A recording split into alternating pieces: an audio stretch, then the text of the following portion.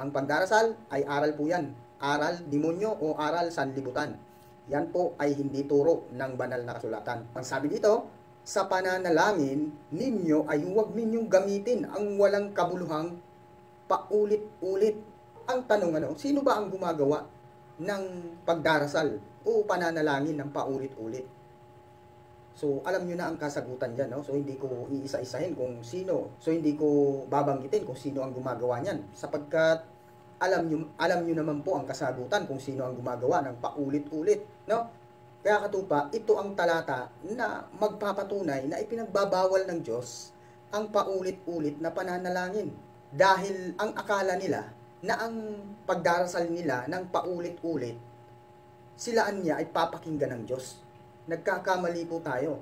Ang pananalangin po o pagdarasal nyo na paulit-ulit na binabanggit kung ano-ano, kung sino-sinong Poncio Pilato, mas lalo pong hindi natutuwa ang ating Panginoong Diyos sa ganyang pagdarasal. Mali po yun. Kinakailangan po marunong tayong umintindi, umunawa sa salita ng Diyos kung paano tayo manalangin ng tama.